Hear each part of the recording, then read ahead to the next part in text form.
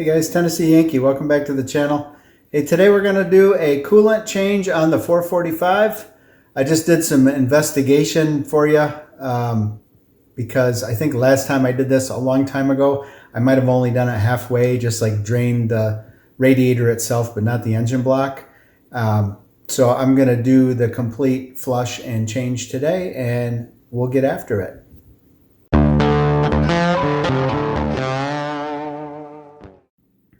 All right, guys, welcome back. So I got the 445 in the shop here. Got the side panels off, got it opened up. So here's obviously the radiator cap.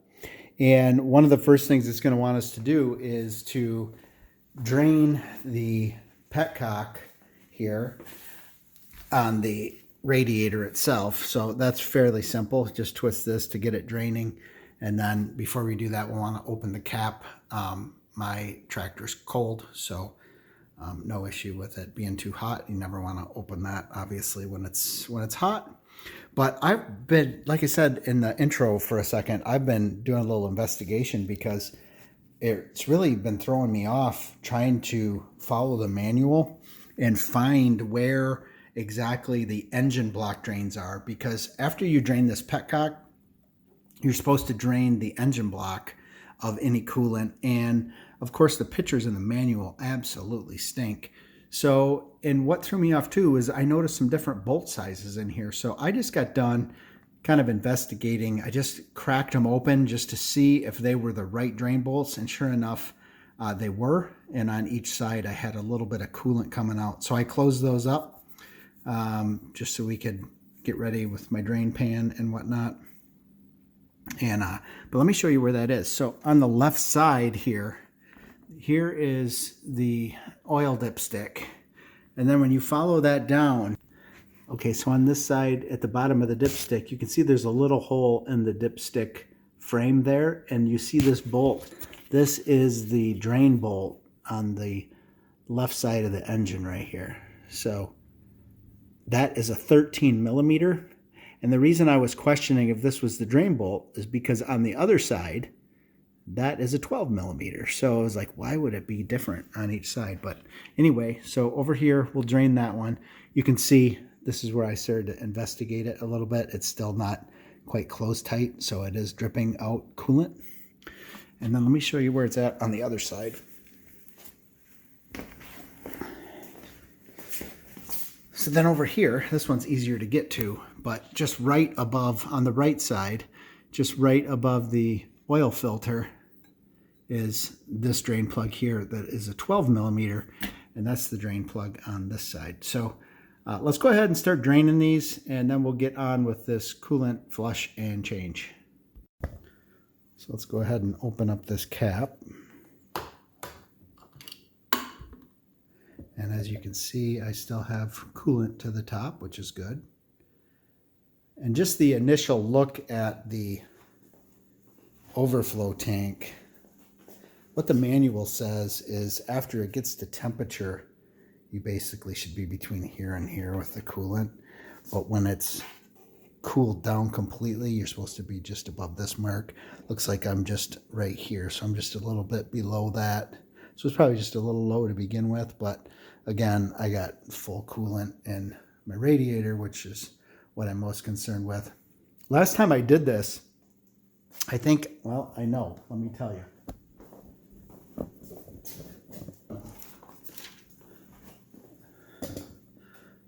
So the last time I changed this coolant, I was at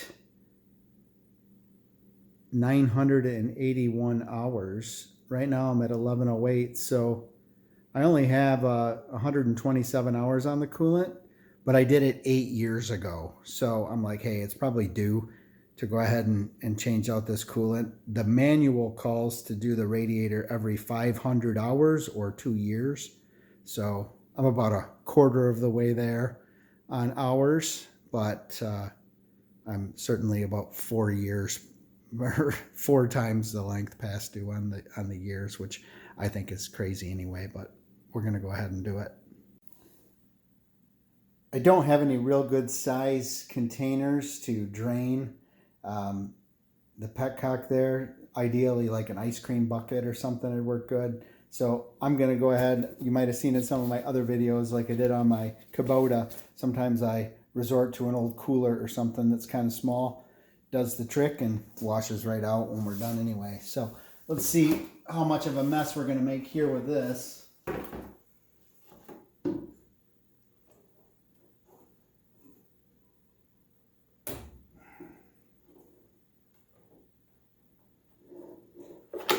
Not sure where it's going to run to. Oh, just straight down. That's pretty good.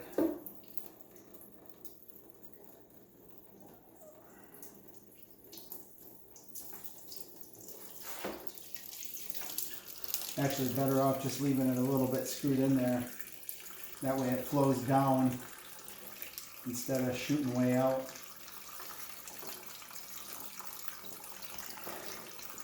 So I don't know if you can see, but the coolant coming out of there looks pretty decent. I don't know how effective it is, but my tractor has never really overheated in the last 8 years, so it's doing its job.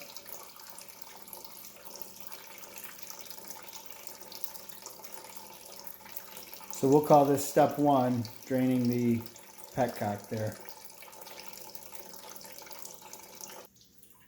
Alright, now that it's slowing down, I'll take this out some more and see if we can get any more out, but I think that's about it. So this is what that petcock looks like. Oh guys, I was completely mistaken. What I didn't realize is that, you know, I think me leaving this in partially is helpful to not have it come out the top, but I didn't even realize, I forgot that there's actually a drain hose hooked to that petcock, and it is draining straight down. So it's not actually coming out of here, it's coming out of the drain hose. So sorry if that was confusing. So there's the drain hose, just finishing this up. Okay, we're pretty much done draining. I'm just going to screw this in just a little ways. We're not going to tighten it yet because we're still going to probably do some flushing. All right, guys, now that we did the petcock, let's go ahead and do this left side drain that I showed you where the bolt was.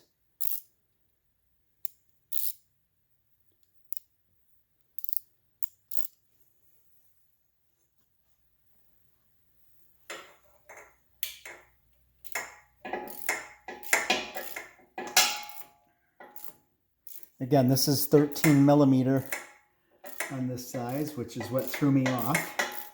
Let me move the drain over to here. See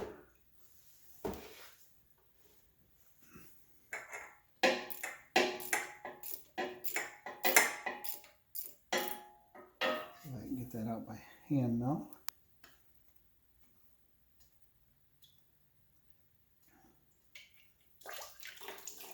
Okay, and here it comes out of the engine. Certainly much dirtier and much harder to capture, but there's not much coming out. That certainly had some residue that I've never seen come out of the radiator, but again, I said I don't think I've ever done the engine block portion of it, so this will be good to flush. And here's the bolt that comes out on the left side. There is a little washer on there.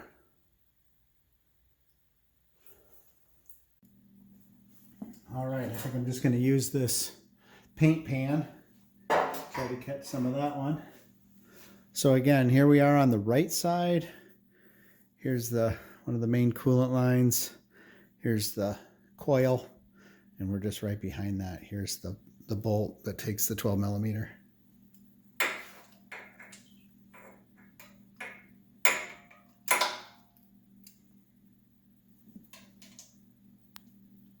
I already still got it loosened up enough.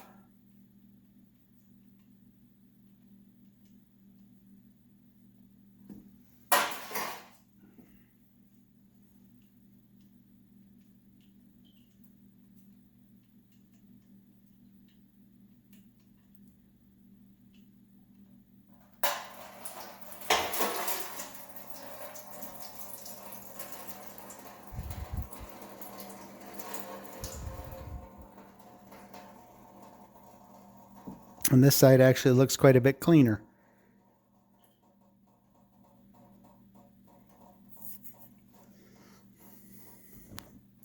So as you can see here, other than what's on the floor, we're not getting a ton of fluid out of the engine block. Now, strangely enough, we could possibly be missing a washer, but it's never leaked. There's not a washer on the right-hand side like the other side, which seems strange.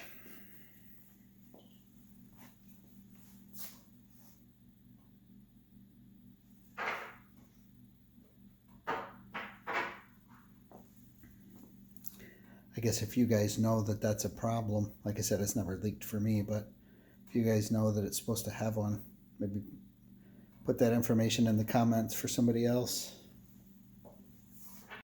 All right, guys, I'm going to show you the next step just in case you wish to follow it. I'm not going to follow it to the letter, but this is what it calls for. Now that we have everything drained, it actually says to close all your drain plugs, so the 2 drain plugs in the petcock, fill it with clean water and a cooling system cleaner recommended for aluminum engines.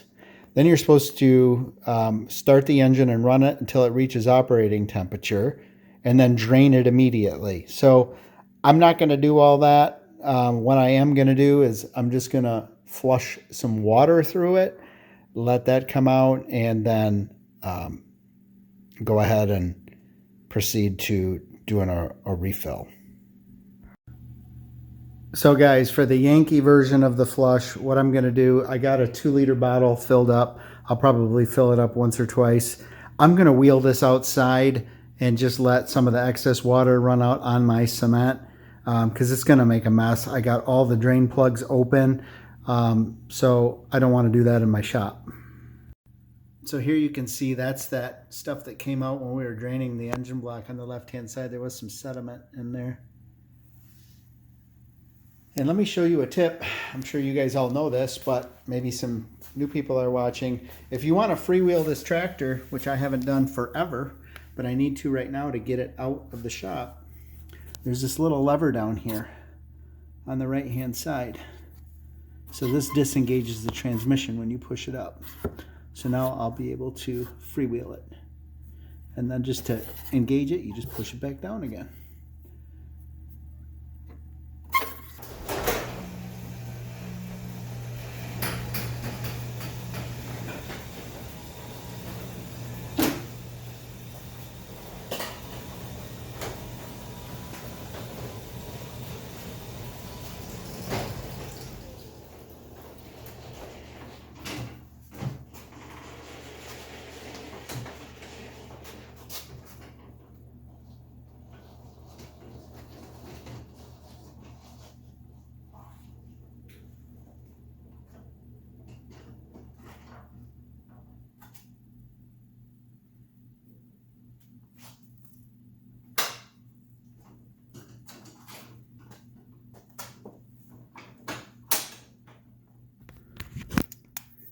So here's the mess I had just with the shop draining, so you can imagine my flush is going to be a little messier than that.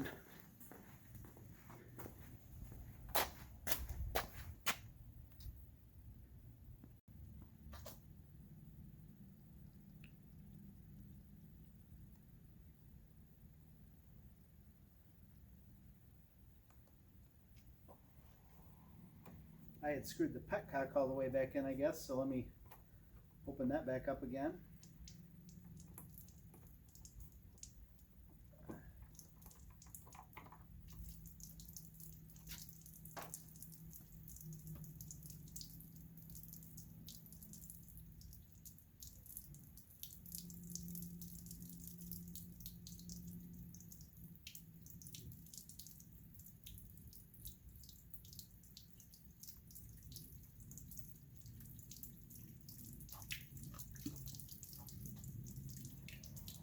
I don't think I'm getting anything out of the engine drain bolt, so I'm going to need to move my tractor on a little bit more downhill angle the other way.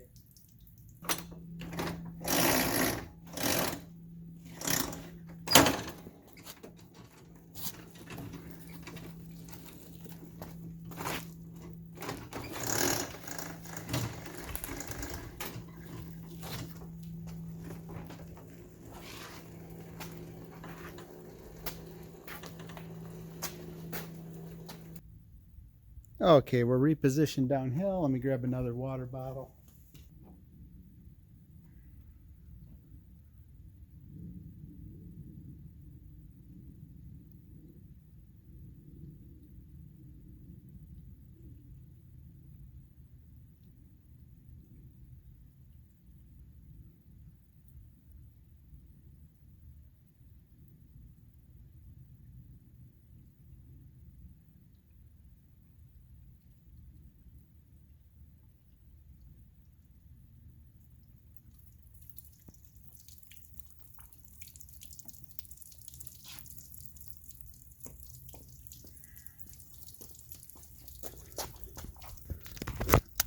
So that seems to work pretty good now, guys. I got the petcock closed. Well, I just kind of missed it on this one, but you can see it flushing out of here. And then we're especially flushing out of this side. Well, we were. That didn't take long.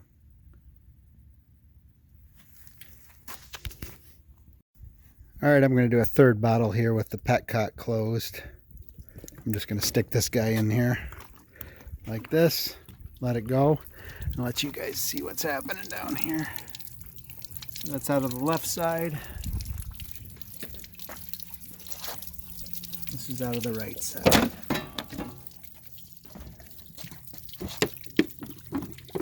That seems to work pretty good. I'm happy with it. All right, guys, in my opinion, the 2-liter bottle worked well. I ended up running about 6 bottles through there.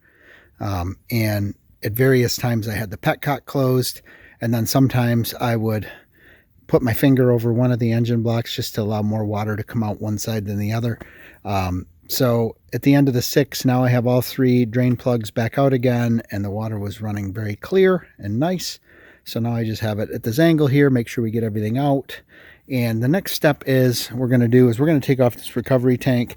It doesn't look too dirty or anything, but there's just a little leftover coolant in there. So we're going to take that off and then clean it per the manual, and then put it back on.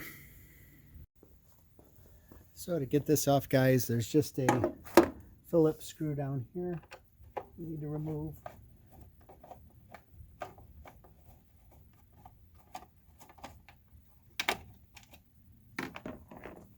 And then we need to take this hose and unhook it.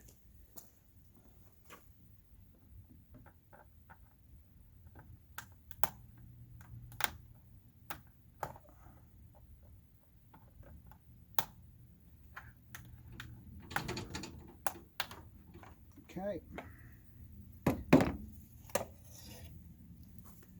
And just like that, it comes off. So we're just gonna take it back to the sink. I'm just gonna rinse this out a few times and we'll bring it back and put it on. All right, guys, so I got that all cleaned up. I took the hose completely out, ran water through it just to make sure everything was functioning with the hose.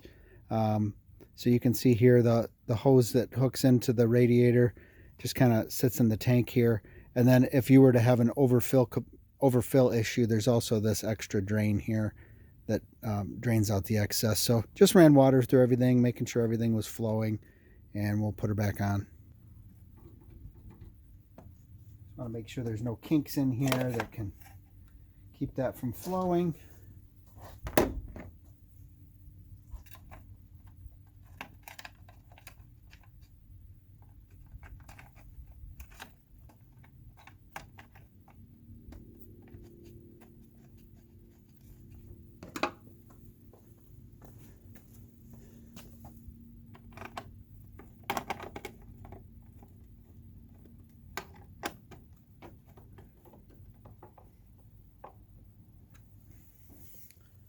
Okay. Now, one thing I never did that it doesn't mention to do, but I'm going to do it anyway just to check, is I'm going to take the bottom of this hose off. There's a little hose clamp right here. Just see if there's any debris or anything else in that coolant line there. A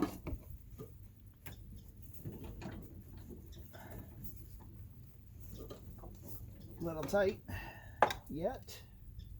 That shouldn't be. That's loose.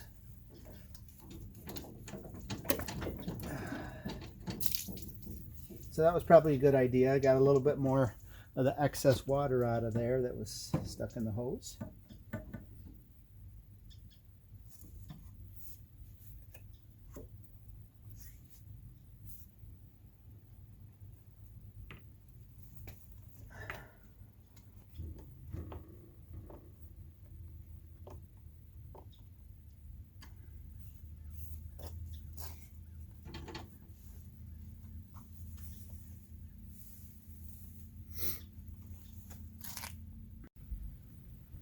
All right, next step, guys, I'm going to go ahead and put my drain plugs back in. So I'm going to do the right side one that takes the 12 millimeter.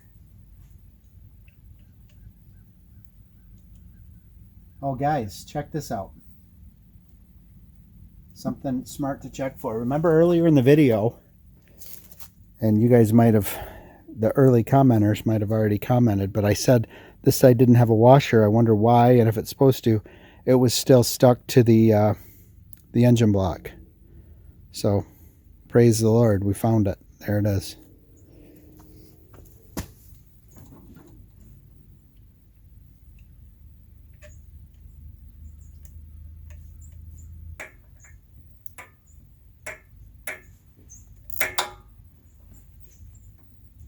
All right, there's that side.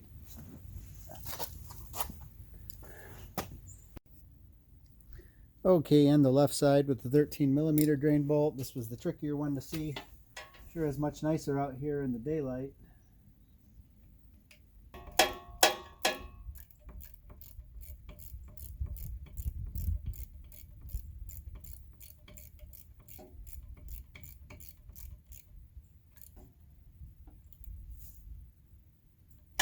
So yeah, let me show you one more time. So this is the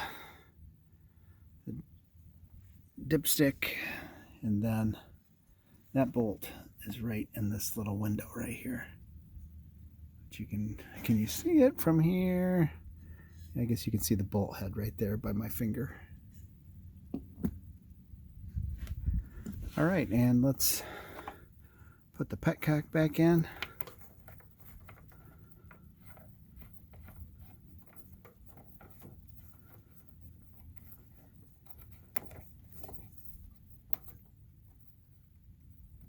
Okay, let's fill this guy up. All right, guys, so this is what I'm using, the Gard 2 John Deere coolant. I mean, you can use any 50/50 coolant probably, but I just use this. It's not much more expensive, if at all. So I get this from Amazon. This one's a TY 26575, and as usual, I'll put a link in the description if you want to purchase it from the link. It doesn't cost you any extra, and it helps me out with the channel. So I'll just show you here. The capacity is 3 quarts. Nice dirty fingers. So 3 quarts. This is a gallon, so that's already got 4 quarts. So we'll just have to make sure I get I'll just take a gallon or a quart out of this before I get started. Okay, guys, so I drained off a quart. You can see there. So I'll just put the rest of that gallon in, and that should get us where we need.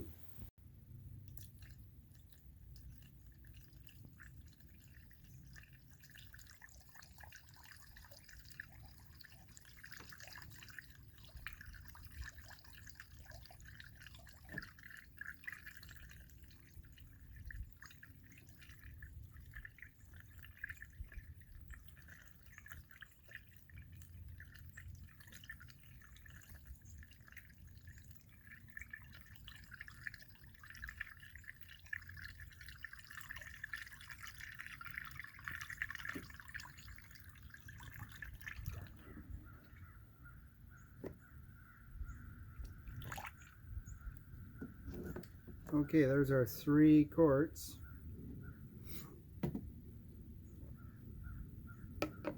And I'm right topped off where I'm supposed to be. So let me show you. That was the 3 quarts, and we're exactly to the top. So we'll go ahead and stick the cap back on.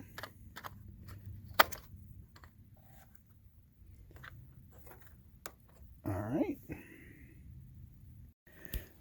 Okay, guys, let me show you the final step. So now that we've added the mixture to the radiator, We installed and tightened the radiator cap. Now we need to run the engine until the needle reaches the green range, and then we're going to stop the engine. And then what it wants is it wants the coolant level to be between lines A and B on the coolant tank when it's hot.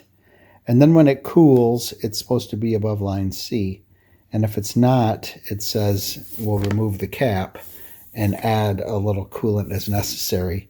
We'll see how that comes out. I don't know that I ever recall seeing it up in this range. We'll check it out with our new change and see if we get there. The important thing for me is that the radiator is always full of fluid.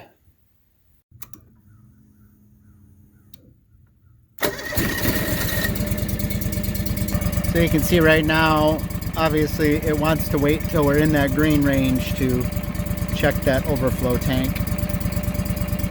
So we'll let it heat up a little bit.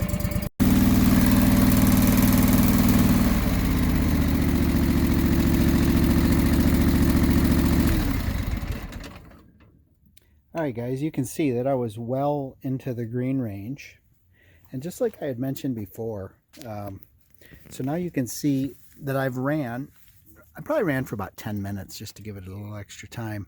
My coolant level is right here for the overflow tank. Now, of course, my whole coolant, my whole radiator, of course, is still full. But according to the manual now, I should be in this range because it's warm. But I've never been in that range, and I just don't understand that. So I'm going to let you decide how you want to do it. This is the way I've always ran it. Now it says when it's cool, we're supposed to be above this range. So I can check it again when we're cool and see. But I've never noticed a difference between hot and cold. Hot and cold, I'm usually just right down here. So I would have to bring up the level a tremendous amount to get up to here.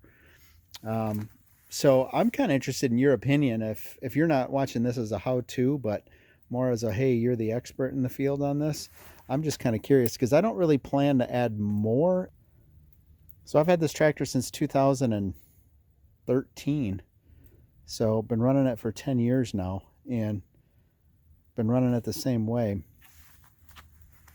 So, and it calls out that the coolant capacity is 3 quarts, which is what we have. So I don't understand the discrepancy there, but anywho, I appreciate you following along.